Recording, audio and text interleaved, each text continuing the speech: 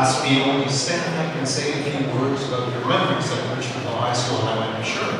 And because 24 years, there's lots and lots of memories. In fact, it was kind of a question of how much time do you have?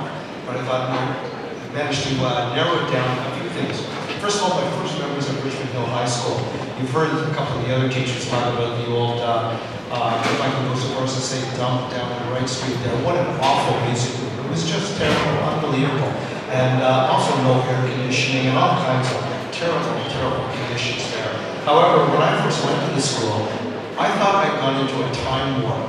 I remember walking in for my interview, and I was coming from Milliken Mills High School, Kennedy and Steeles in 1992. 1,000 cultures, 1,000 races, 1,000 different colors of people. And I walked into this little time zone, or time warp, and here were like blonde-haired, blue-eyed people with little mini skirts for cheerleaders and pom-poms. And it reminded me of when I was in high school, which was quite a while before 1992. It was like this little remote place that had been lost in time. So it was quite interesting. And there were many lovely things about that, but it was interesting to see that. And certainly the change 24 years later, you can look around and see it's a whole different cultural mix, and that's the Canada of the future, and that's the way it should be. Anyway, and the other thing, I'm glad these guys are coming in right now, because I wanted to talk about the school song a little bit. When I came to the school in '92, every single student knew the school song. And the reason they knew it was at the grade 9 assembly, the first assembly of the year, the lacrosse team taught them the song. The lacrosse team.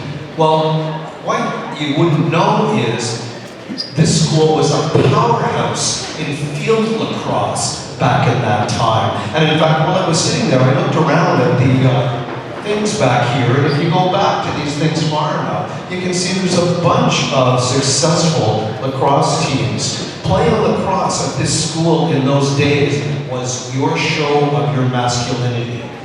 As soon as the spring began, the snow was leaving the ground and lacrosse season started, every male in the school carried the lacrosse racket to all their classes. It was a rite of passage to become a man to have a lacrosse team. And so the lacrosse team were the most important people in the school. So when you were in grade 9 and they got on stage and taught the school song, you darn well learned it. And so everyone knew the school song. Mr. Harper, you can probably vouch for that, right? I know it to this day, which was another thing. My school had a school song too, so it was another reason I thought it was the time warp. Anyway, the other thing about the school song is when we used to play it, and then we stopped playing it around when we came to this new building because there was no lacrosse team anymore. You'll notice after the year 2000, there's no lacrosse up there. So no one taught the kids, and so it just went out of fashion until a few years ago when the C decided to bring it back. But the thing, when we play it on the second time through, we double the tempo. It was really fast. And trombones, I'm a trombone player, at the end, that last bar, you do the big smear. You don't just go D, we extend a D, just to give it enough fromage to be more than a school song. So anyway, enjoy playing that tonight.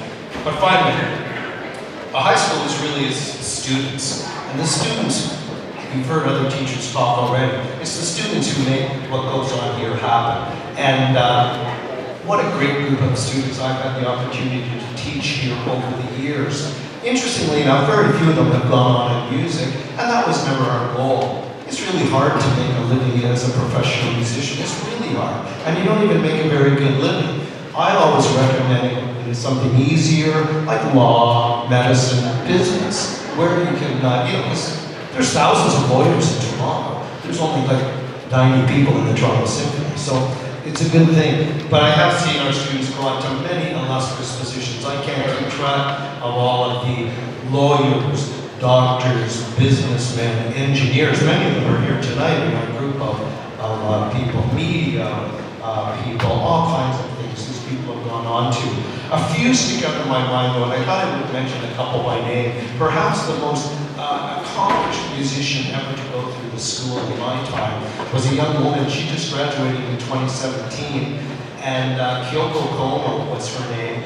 She then went on to study piano at Northwestern University, a fairly high-end school. Even all through high school, she was going on weekends to world competitions all over and playing. Anyway, and she's brilliant. Interestingly enough, she combined the two things I talked about earlier.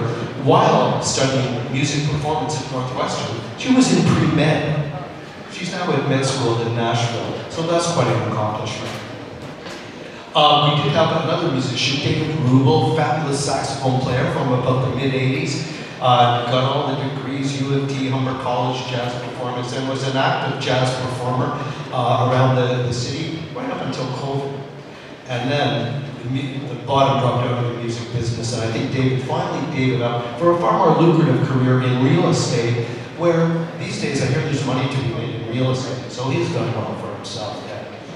Another person from around that time is a fabulous singer, actor, dancer in musical theater all over the country. Has performed at the Charlottetown Festival, and I just saw her name. She's just been picked to be on the cast of Rent at this year's performance at the Stratford Festival, and just an unbelievably wonderful and talented young woman. Well, I hate to say talented, very skilled. She's worked very hard. And Kelly Hall, some people will remember Kelly, who are here tonight.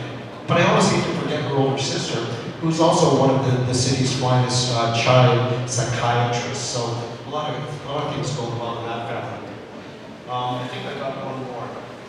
Two more. Great author, young woman who sat in and played in the flute section way back. I guess she graduated around 2002. Her name was Shashi Bhatt.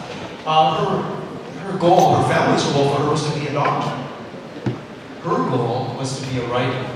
And so she graduated high school. She got into a fairly good university, Cornell, in New York State, which is Ivy League school, very difficult to get into. She got in there. Well, after about 3 years, she finally had the discussion with Dad, not medicine, writing. So then she managed to get into a master's program at Johns Hopkins. I don't know if you know any of these universities fairly well, but getting into Johns Hopkins is an accomplishment for anyone in the world. So she did great there. Her second novel is just out, to cut to the chase, and it is just, I just read this week, it's been nominated. I want to get this one. It's been shortlisted as a finalist for the Governor General's Award for English Language Fiction. So that's pretty good. It's called The Most Precious Substance on Earth. And just not to give it away, if you go to get the book, it was her music teacher who tells the character what the most precious substance is on Earth. So there we go. One last one, and these guys will know of this. One year, in about 2011, a young student came into grade 11 from I don't know where, came in and played the flute, outstanding flute player, very, very good. And she also she played guitar and could sing, pretty darn good. Then she goes to Miss C for an audition for vocal fusion, and Miss C comes back and says, this new girl, you know, she's really good. Like, she can sing, she can dance, she's quite good. Wow, that's fantastic. Anyway, she was a big star of vocal fusion, and she was a great player in the band. She could play jazz on the flute. Very talented musician with a fabulous voice. Well, in my yearbook, she wrote, at the end of grade 11, Mr. Henry, looking forward to band next year.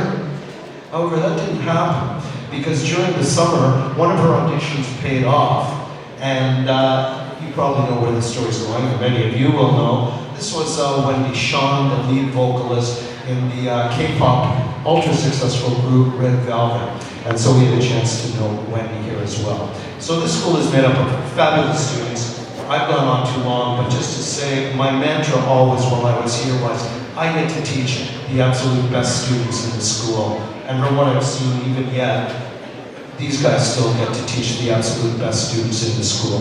So thanks for putting up with all my chatter. It's an honor to be here.